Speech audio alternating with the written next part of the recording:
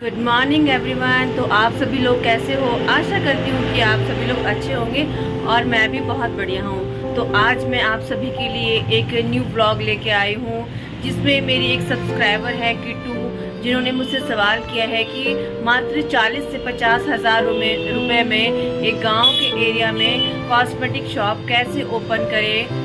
तो ये सब मुझे बताइए। तो मैं आप सबको इस व्लॉग में ये बताने वाली हूँ। आज का व्लॉग किट्टू जी के लिए और जो भी न्यू व्यूअर्स हैं जो कि अपना कॉस्मेटिक शॉप ओपन करना चाहते हैं और उनका बजट बहुत कम है, ये वीडियो स्पेशली उन सभी के लिए है। तो सबसे पहले किट्टू जी आप अपने लिए एक 4 से 5 हज़ार रुपये में काउंटर खरीदेंगे और जो कि आपको आराम से मिल जाएगा। उसके बाद आप रैक खरीद लीजिए सामान रखने के लिए। जो 2 से 3 रैक स्टार्टिंग में आप अपने शॉप में रखिए, जो कि स्टील के भी आते हैं, लोहे के भी आते हैं। आप उसमें सामान लगाएंगे, अपना सब सामान रखेंगे। उसके बाद अपने लिए आप सिंपल सी चेयर खरीदें और कस्टमर के लिए एक सिंपल सा टेबल खरीदें। और आप अपनी शॉप में प्रोडक्ट लिस्ट है कि आप अपनी शॉप में कम से कम स्टार्टिंग में 10 से 15 हज़ार रुपये का ही सामान लेके आए अपनी शॉप के लिए। और जो कि रबड़ बैंड हो गया 10 रुपीज़ के, क्लैचर्स हो गए, बिंदी हो गया, सिंदूर हो गया, नेल पेंट, लिपस्टिक, मतलब छोटी छोटी चीज़ें हैं जो कि आपको 10 से 20 से 30 मतलब कि 50 रुपये तक की सामान लेके आना और छोटे छोटे सामान लेके आना।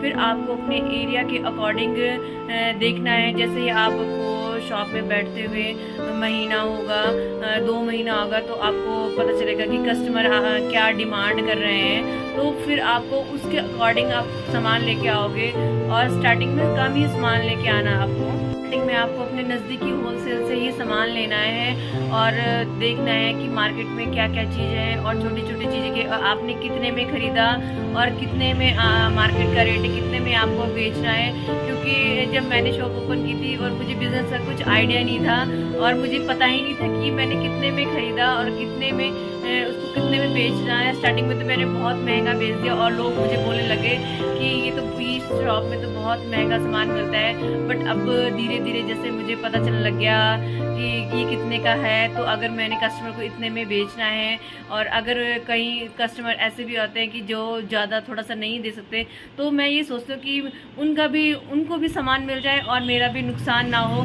तो थोड़ा सा कम उनके लिए डिस्काउंट भी हो जाता है। पर आपको टाइम लगेगा समझने के लिए कि बिज़नेस कैसा है। जैसे जैसे आप एक्सपीरियंस लेते रहोगे और बिज़नेस आपको नेचुरली खुद ही आ जाएगा, जैसे मुझे आया है। मुझे शॉप ओपन किए हुए अब 10.5 महीना हो चुका है और मतलब कि 3-4 महीने तक तो मुझे कुछ पता ही नहीं था कि मैं क्या मैंने होलसेल से लिया है और क्या मैं रिटेल में बेच रही हूँ, किसका रेट क्या है क्या नहीं है, मतलब कुछ पता ही नहीं चल रहा था ढंग से।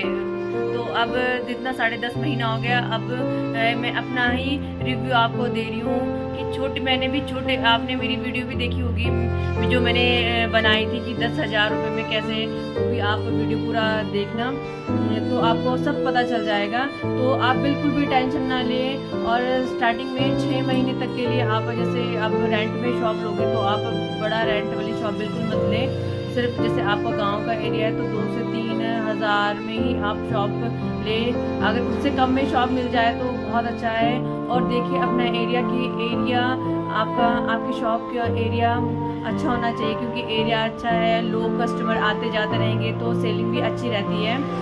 तो आप अपने एरिया के अकॉर्डिंग रखें और 6 महीने तक के लिए आप अपना रेंट एक अलग से निकाल के रख लें। क्योंकि जब भी आपकी सेलिंग होगी कि आपकी सेलिंग हो रही है तो आपको उस सेलिंग से ही आप नेक्स्ट अपना सामान लेके आएंगे और उससे रेंट आप अलग से निकाल के रख लो। मान लो 10 हज़ार आपने रेंट अलग से निकाल के रख लिया, उसी से आप 6 महीने का रेंट देते रहना।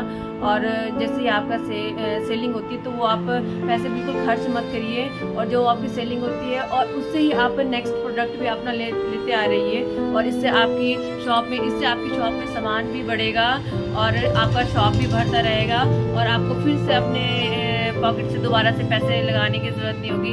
अगर आप उसी पैसे को खर्च करते रहोगे और फिर आप बहुत टेंशन में आ जाओगे, क्योंकि और फिर आपको अलग से पैसे दोबारा से अपनी शॉप के लिए ऐड करना पड़ेगा।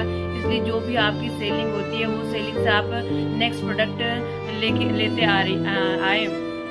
और मैं आपको बताती हूँ कि शॉप के लिए जो भी आप सामान लेके आए नए नए में, तो आप एक एक ही लेके आए, एक वैरायटी, एक एक दो दो वैरायटी लेके आए। ये नहीं कि आप एक ही वैरायटी के आप 3-3 4-4 5-5 पीस लेके आए।